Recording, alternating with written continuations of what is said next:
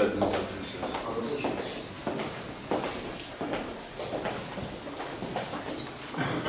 Bugün Mardin'imizin Ocak ayı asayiş ve güvenliğini genel olarak değerlendirmek üzere sizlerle bir araya geldik. Değerli basın mensuplarımız, kıymetli Mardin hemşehrilerimiz, vatandaşlarımızın huzur, güven, birlik ve beraberlik içerisinde yaşamlarını sürdürebilmeleri için yıkıcı, bölücü ve her türlü terör tehdidini bertaraf etmek ana hedefimizdir. Milletimizin birlik ve beraberliğine kasteden bölücü terör örgütlerine karşı kararlı mücadelemiz devam etmektedir. Bu anlayışla Ocak ayında Mardin'de bölücü terör örgütü PKK ve FETÖ başta olmak üzere terör örgütlerine yönelik toplam 16 operasyon düzenlenmiştir. Bu operasyonlar sonucunda gözaltına alınan 4 kişiden biri tutuklanmıştır. Terörle mücadele ile birlikte organize suç çetelerine yönelik operasyonlarımız da kararlılıkla devam etmektedir. Bu kapsamda elimizde 7 operasyon düzenlenmiş olup 29 kişi hakkında da yasal işlem yapılmıştır. Elimiz genelinde terör, asayiş, organize suçlar ile huzur ve güven uygulamalarında değişik özellik ve çapta 158 silah ve 10.353 muhtelif mühimmat ele geçirilmiştir. Değerli basın mensuplarımız, kıymetli Mardin hemşehrilerimiz, ülkemizin güvenliği, huzur ortamının devamı için düzensiz göçle mücadelemiz de devam etmektedir. İl Göç İdaresi Müdürlüğümüz bünyesinde faaliyet gösteren mobil göç aracımız ikiye çıkarılmıştır. Düzensiz göçle mücadele faaliyetleri kapsamında Mardin ve ilçelerimizde farklı lokasyonlarda faaliyetlerini sürdürmektedir.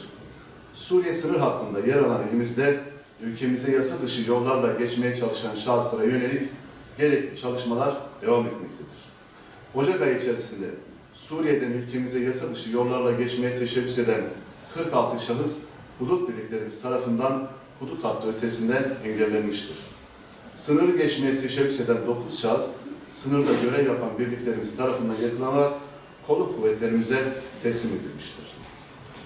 Değerli basın mensuplarımız, kıymetli Mardin hemşehrilerimiz, bağımlılıkla mücadele çalışmalarımızda hassasiyetle devam ettirmekteyiz.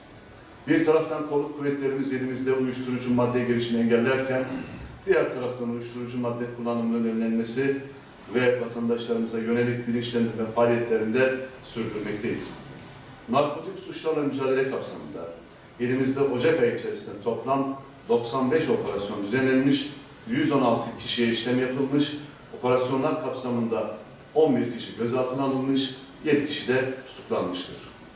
Kaçakçılıkla mücadele kapsamında elimizde Ocak ayı içerisinde 59 operasyon düzenlenmiş olup, bu operasyonlar kapsamında 122 kişi hakkında yasal işlem yapılmıştır. Huzur ve güven kapsamında yapılan uygulamalarda Ocak ayı içerisinde aranan toplam 697 kişi elimizde güvenlik güçlerimiz tarafından yakalanmış ve adli mercilere teslim edilmiştir.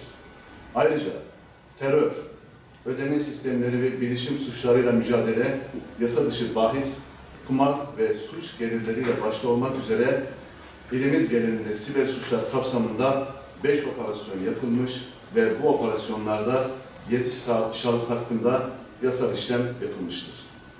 Kıymetli hemşehrilerimiz, bildiğiniz üzere trafik kazalarının başlıca nedenleri arasında aşırı hız ilk sırada gelmektedir.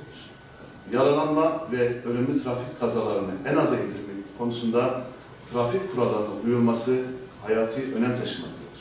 Bu amaçla aşırı hız, alkollü araç kullanımı, sürüş sırasında cep telefonu kullanarak sürücünün dikkatinin dağılması, kırmızı ışık ihlalleri, trafik işaret ve işaretçilerine uyulmaması, emniyet kemerlerinin kullanılmaması maalesef acı sonuçlara neden olmaktadır. Trafikte meydana gelebilecek riskleri en aza indirgemek için tüm sürücülerimizin kurallara uymasını ve araçlarında mevsim şartlarına uygun düzenlemeler yapmalarını önemli istirham ediyoruz. Ayrıca yapılan tespitler sonucunda bazı caddelerimizde yayalardan kaynaklı kazaların meydana geldiği de anlaşılmıştır.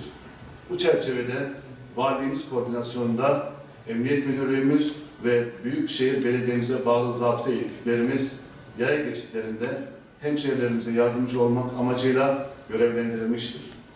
Trafik ekiplerimizin temel amacı vatandaşlarımıza cezai işlem uygulamaktan ziyade sürücülerin ve yayaların trafikte daha dikkatli olmalarını sağlamak, trafik işaret ve işaretçilerine uyulmasını teşvik etmek, gerekli bilgilendirme ve daha bilinçli olmalarını sağlamaktır.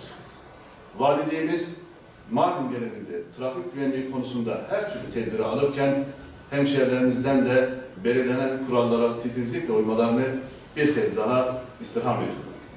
Denetimler kapsamında trafik ekiplerimiz Ocak ayında 1221 okul servisleri olmak üzere 124.430 araç denetlenmiştir. Sizlerin aracılığıyla tüm vatandaşlarımızdan trafik kurallarına uymaları konusunda hassasiyet göstermelerini bir kez daha önemli rica ediyoruz. Kıymetli hemşehrilerim, ayrıca bu ay Kahramanmaraş merkezli 11 ilimizi etkileyen 6 Şubat depreminin 2. yıl dönümü. Asrın felaketi olarak nitelendirilen bu büyük afette aziz milletimiz her zaman olduğu gibi birlik ve beraberlik içerisinde hareket ederek bu zor günlerde de dayanışma ruhunu en güçlü şekilde göstermiştir. Devletimiz depremin ilk anından itibaren tüm imkanlarını seferber ederek vatandaşlarımızın yanında olmuş ve yanında olmaya devam etmektedir. Arama kurtarma çalışmalarından kalıcı konut projelerine kadar her alanda hızlı ve kararlı bir mücadele yürütülmüştür. Depremden etkilenen şehirlerimizi ayağa kaldırmak için büyük bir çaba harcanmıştır. Sosyal ve ekonomik desteklerden kalıcı konutların inşasına kadar birçok alanda devletimiz vatandaşlarımızın yanında olmaya devam etmektedir. Bu vesileyle depremde hayatını kaybeden vatandaşlarımıza bir kez daha Allah'tan rahmet diliyorum. Ülkemizde ve dünyada bir daha böyle büyük bir afetin yaşanmamasını temenni ediyorum.